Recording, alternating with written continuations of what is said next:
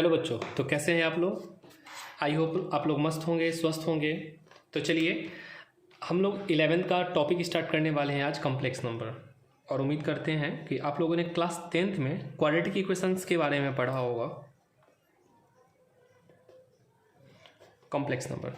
ठीक है, तो कॉम्प्लेक्स नंबर को स्टार्ट करने से पहले हम कुछ बेसिक्स बता दें। जैसे कि आप लोगों ने रियल नंबर के बारे में तो पढ़ा ही होगा बच्चों। रियल नंबर क्या होता है?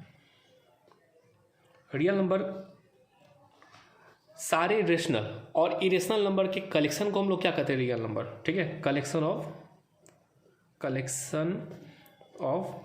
Rational and irrational, collection of rational and irrational number के कलेक्शन को हम लोग क्या बोलेंगे कि हमारा रियल नंबर है। ठीक है, इसके बाद आते हैं imaginary number. Imaginary number,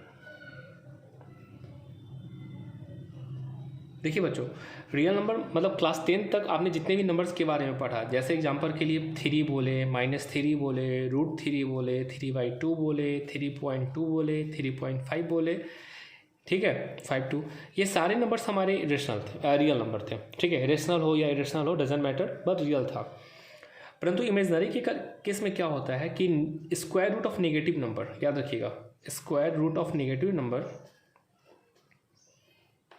square root of negative number, ठीक है, negative number are called imaginary number. ठीक है, जैसे एग्जांपल के लिए अगर बात किया जाए, यह इंपॉर्टेंट है, -1 √(-1), मतलब कोई एक ऐसा नंबर हो सकता है जिसका स्क्वायर -1 हो? नहीं, तो ऐसे नंबर हमारे इमेजनरी नंबर में आते हैं। √(-2), √(-3), √(-4), ठीक है, तो ऐसे नंबर हमारे क्या होंगे? इमेजनरी नंबर होते हैं। ठीक है, तो रियल नंबर समझ गए होंगे, उम्मीद कर रहे हैं। इसके बाद इमेजनरी नंबर के बारे में आप लोग समझ गए, तो चलिए स्टार्ट करते हैं। इसके बाद आपको आता एक आयोटा का कंसेप्ट आता है, आयोटा। ठीक है, आयोटा को स्मॉल आई से दिखाते हैं। ठीक है, और आयोटा का मतलब होता है, आई का मतलब होता है √(-1). याद रखिएगा, यही बहुत इंपॉर्टेंट है, मतलब कॉम्प्लेक्स नंबर का सबसे इंपॉर्टेंट टॉपिक यही है कि आई का मतलब होता है √(-1). ठीक है, देखिए अगर आप आई स्क्वायर का बात किया जाए तो आई स्क्वायर का वैल्यू हमारा क्या हो जाएगा? आई स्क्वायर का वैल्यू हमारा हो जाएगा -1। ठीक है, कैसे होगा? बगल में हम बता देते हैं, जैसे आई स्क्वायर है ना, तो आई का मतलब तो √(-1) होता है ना, तो स्क्वायर करेंगे तो स्क्वायर से रूट कटेगा तो -1 आ जाएगा, मतलब आई स्क्वायर का वैल्यू हो जाएगा -i।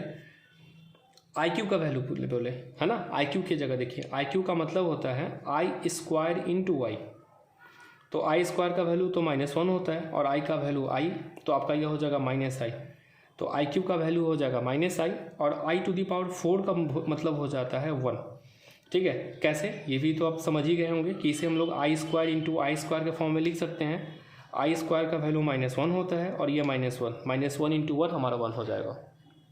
ठीक है, तो इस प्रकार आप जान सकते हैं, देख सकते हैं कि हमारा ये जो फार्मूला बहुत इंपॉर्टेंट है। ठीक है, याद रखिएगा, आई का मतलब √(-1) होता है, आई क्यू का वैल्यू -i, आई क्यू का वैल्यू आई स्क्वायर का वैल्यू -1, आई क्यू का -i, i⁴ का वैल्यू 1 हो जाएगा। और यही नहीं, अगर i⁴ का मल्टीपल हो, जैसे i⁸, उसका वैल्यू भी 1 होगा, i⁴ उसका वैल्यू 1 होगा, मतलब 4 के जितने भी मल्टीपल्स हो सारे केस में हमारा जो वैल्यू होगा वो क्या होगा?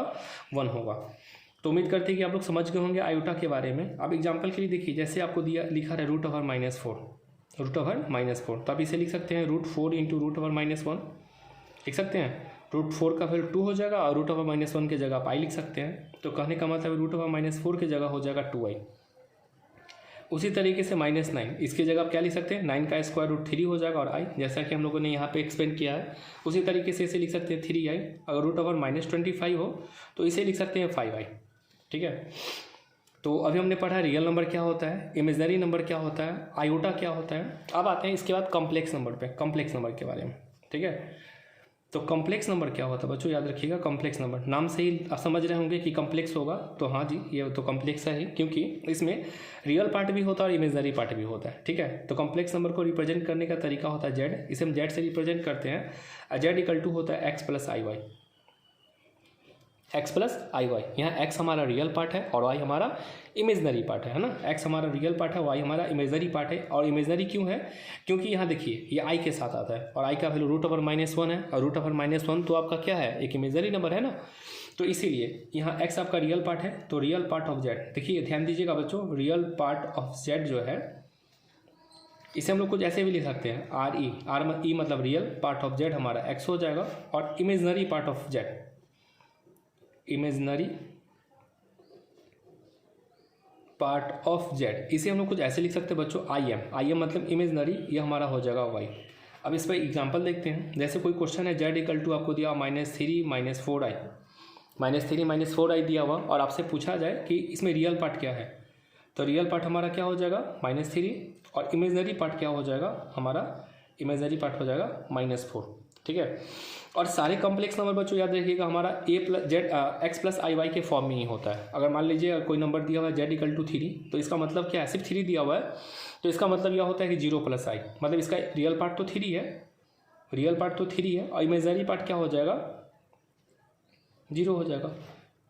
या फिर कोई नंबर सिर्फ दिया हुआ है z = ध्यान दीजिएगा बच्चों, z = दिया हुआ -3i, तो इसका मतलब क्या हो जाएगा, 0 - 3i, ठीक है। तो इस केस में रियल पार्ट जो आपका होगा वो 0 हो जाएगा, और इमेजनरी पार्ट जो होगा वो क्या हो जाएगा, -3 हो जाएगा, इमेजनरी पार्ट क्या हो जाएगा, -3 हो जाएगा, ठीक है।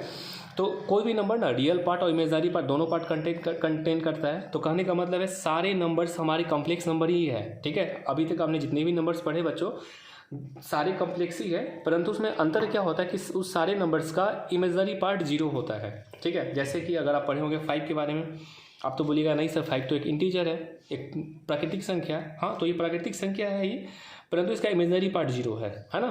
तो सारे नंबर ना, जितने भी नंबर्स हैं सारे के सारे कॉम्प्लेक्स नंबर हैं, जिसमें रियल पार्ट तो आपको दिया गया होता है, इमेजनरी पार्ट क्या होता है, 0 होगा, ठीक है। उम्मीद करते हैं कि आपको समझ में आया होगा।